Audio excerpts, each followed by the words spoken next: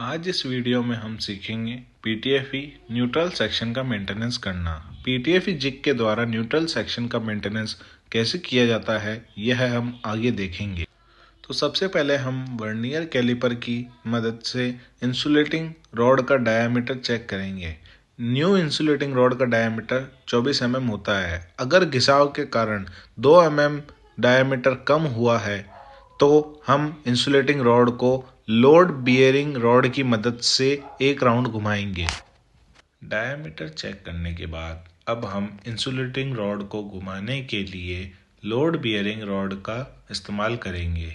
Load bearing rod को insulating rod के दोनों छोर पर मौजूद स्टील स्लीव में अच्छे से सेट करके लॉक करेंगे।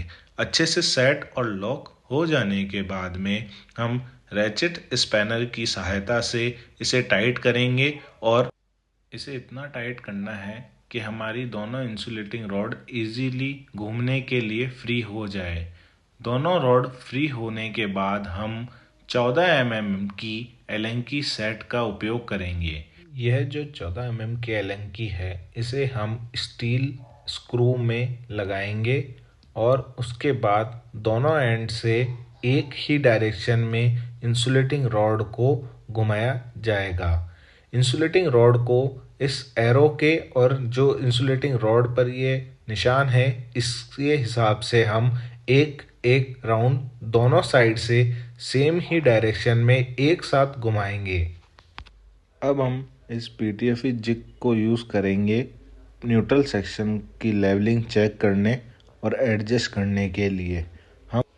हम पीटीएफई जिग को स्किट्स या जिन्हें हम रनर्स बोलते हैं वहाँ पर सेंटर में प्लेस करेंगे स्टील स्लीव के बीच में। उसके बाद में हम इंसुलेटिंग रॉड पर इन्हें लॉक कर देंगे और दूसरी साइड हम इस डोरी की मदद से इसे सेट करके लॉक कर देंगे।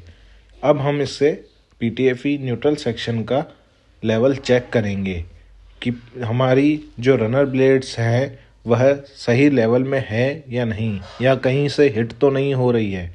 इसमें लगे लेवलर के माध्यम से हम यह चीज़ चेक करेंगे कि यह लेवल में है या नहीं।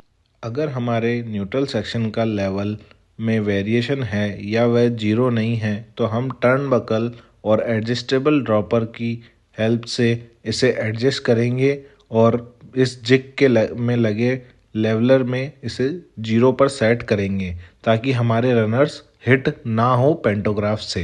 लेवल सेट होने के बाद हम रनर्स की थिकनेस भी चेक करेंगे। रनर्स की थिकनेस 10 mm होनी चाहिए। अगर इससे कम है तो हमें इसे बदलने की ज़रूरत है। अब हम अर्थ वायर को चेक करेंगे कि ये कॉन्टैक्ट वायर और कैटनरी वायर में सही से क्लैंप है या नहीं, और इसमें कोई सल्फेशन या स्ट्रेंथ कटे तो नहीं है, और ये एसटी ट्यूब पे प्रॉपर्ली सिक्योर होना चाहिए और मास्ट में लक के द्वारा सही से टाइट होना चाहिए ताकि प्रॉपर अर्थिंग बनी रहे।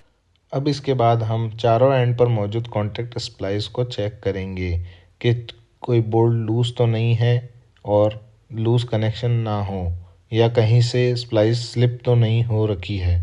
ये चेक करेंगे और इसे टॉर्क रेंच से टाइट करेंगे। अब हम टर्न बकल्स को चेक करेंगे कि प्रॉपर्ली सिक्योर है या नहीं, लॉक नट लगे हैं, लॉक पिन है या नहीं, और इस एडजस्टेबल ड्रॉपर को भी चेक करेंगे और ऊपर सैडल क्लैम्प को भी चेक करेंगे। और देन उसके बाद हम जो फॉग्ड कॉलर सॉकेट है इन्हें चेक करेंगे कि प्रॉपर्ली सिक्योर है या नहीं, और जो हमारी मैसेंजर रॉड है कैटनरी वायर में जो लगी है इसे भी हम चेक करेंगे कोई फ्लैश मार्क है या नहीं। देन इसके बाद हम कैटनरी वायर को चेक करेंगे कि कोई स्ट्रेंथ ब्रोकन तो नहीं है या अदर कोई डैमेज या डिफेक्ट तो नहीं हुआ है, यह सुनिश्चित करेंगे।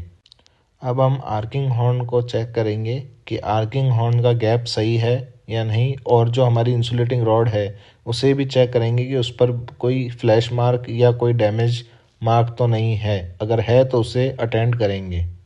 और सभी पार्ट जैसे saddle clamp, adjustable dropper, turnbuckle, steel sleeves, सभी को हम प्रॉपर्ली चेक करेंगे कि कोई डैमेज तो नहीं है या अदर कोई डिफेक्ट तो नहीं आया है। अगर आया है तो हम उसे उसी टाइम अटेंड करेंगे।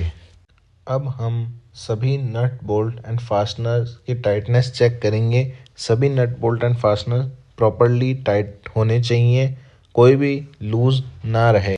इसके बाद हम एडजस्टेबल ड्रॉपर में लगे सैडल क्लैम्प के नट बोल्ट भी अच्छे से प्रॉपरली टाइट करेंगे। ये भी लूज नहीं होने चाहिए, नहीं तो हमारी जो लेवल है उसमें वेरिएशन आ जाएगी। अब हम कैटनरी वायर पर लगी मैसेंजर रॉड को भी क्लीन करेंगे। कोई भी मार्क नहीं रहना चाहिए ताकि जिससे कोई फ्लैश हो।